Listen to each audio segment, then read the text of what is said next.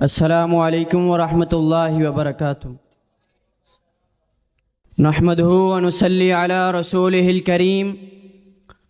اما بعد، اعوذ باللہ من الشیطان الرجیم، بسم اللہ الرحمن الرحیم۔ محمد رسول اللہ والذین معہ اشداء علی الکفار رحماء بینہم، صدق اللہ العظیم۔ وقال النبی صلی اللہ علیہ وسلم، اصحابی کالنجوم فبأیہم اقتدیتم اہتدیتم، او کما قال علیہ الصلاۃ والسلام۔ نبی کے جسم سے ہو جس کو رشتہ علی، نبی کے جسم سے ہو جس کو رشتہ علی، گلاب و عطر سے بہتر ہے وہ پسینہ مجھے، وہ جس کے دل میں نہ ہو آبرو ختم رسول،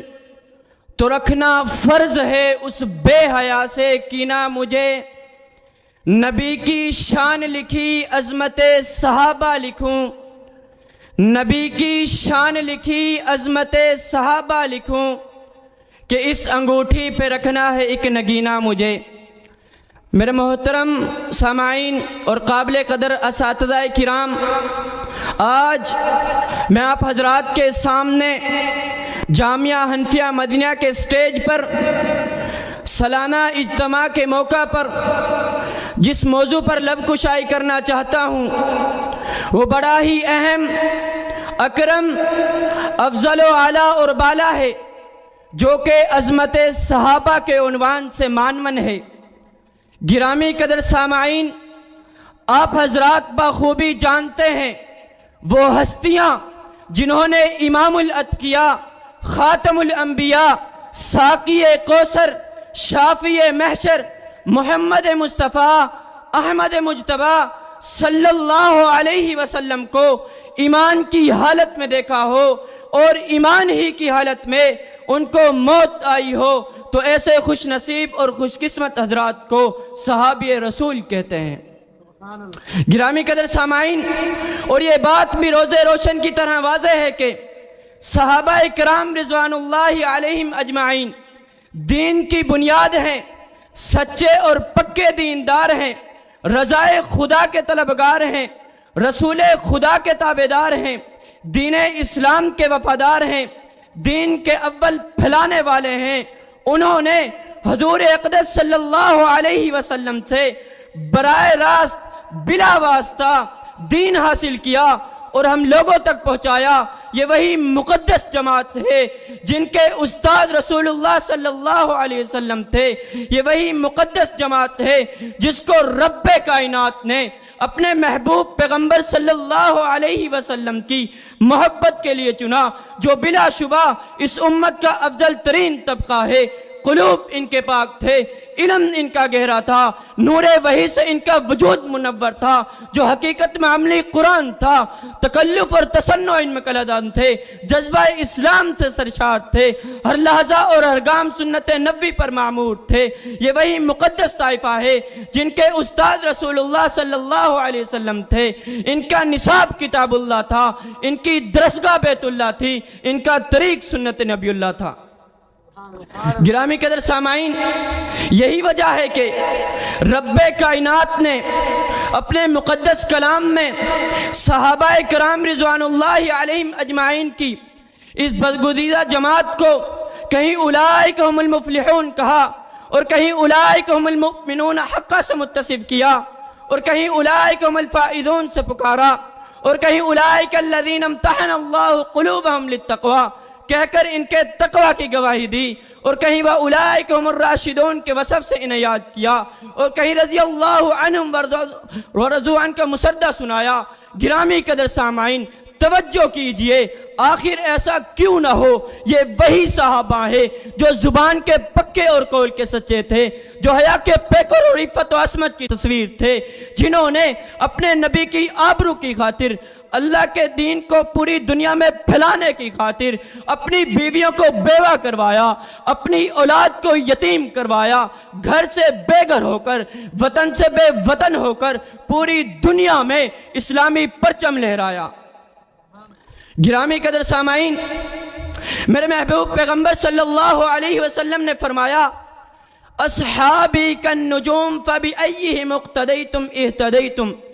فرمایا میرے صحابہ ستاروں کے مانند ہیں، ان میں سے جس کی بھی اقتداء کرو گے ہدایت پالو گے۔ اور ایک جگہ فرمایا جس نے میرے صحابہ سے محبت رکھی گویا اس نے مجھ سے محبت رکھی، اور جس نے میرے صحابہ سے دشمنی رکھی گویا اس نے مجھ سے دشمنی رکھی۔ گرامی قدر سامعین، ذرا سوچئے اور غور کیجئے کہ میرے محبوب پیغمبر صلی اللہ علیہ وسلم کے ان جانثاروں کو یہ مقام کیسے حاصل ہوا، رضائے خداوندی کے پروانے انہیں کیسے ملے؟ تو تاریخ کے اوراق پلٹیے اور دیکھیے کہ صحابہ کرام رضوان اللہ علیہم اجمعین نے اس دین کے لیے کیسی کیسی مشقتیں برداشت کی ہیں، اس دین کے لیے کیسی کیسی تکلیفیں برداشت کی ہیں۔ چنانچہ حضرت بلال حبشی رضی اللہ تعالیٰ عنہ کو گرم ریت پر گھسیٹا گیا، حضرت خباب رضی اللہ تعالیٰ عنہ کو جلتے انگاروں پر لٹایا گیا، حضرت ابو بکر صدیق رضی اللہ تعالیٰ عنہ کو اہل و عیال چھوڑنے پر مجبور کر دیا گیا، حضرت عثمان غنی رضی اللہ تعالیٰ عنہ کو حجرے میں قید کر دیا گیا، حضرت سمیہ رضی اللہ تعالیٰ عنہ اور حضرت یاسر رضی اللہ تعالیٰ عنہ کو تڑپا تڑپا کر شہید کر دیا گیا، حضرت ابو ذر غفاری رضی اللہ تعالیٰ عنہ کو زود و کوب کر دیا گیا، حضرت حذیفہ سہمی رضی اللہ تعالیٰ عنہ کو کھولتے پانی میں ڈالا گیا۔ گرامی قدر سامعین توجہ کیجئے، لیکن محال ہے ان کی استقامت میں کوئی فرق آئے، ناممکن ہے ان کے ایمان میں کوئی فرق آئے، بلکہ اس سے ان کا ایمان اور بڑھتا گیا، ایمانی طاقت سے کفر کا نام و نشان مٹتا گیا، ایوان کیسر و کسریٰ میں کہرام مٹتا گیا، اللہ کی سرزمین پر اللہ کا نظام نافذ ہوتا گیا۔ انہی صحابہ کی بدولت اطراف عالم میں ایمان کی زیادپاشی ہوتی گئی۔ گرامی قدر سامعین، میں آپ حضرات سے پوچھتا ہوں، جن کی شان اور عزت و عظمت خود اللہ رب العزت نے اپنے مقدس کلام میں کہیں اولئک هم الفائزون سے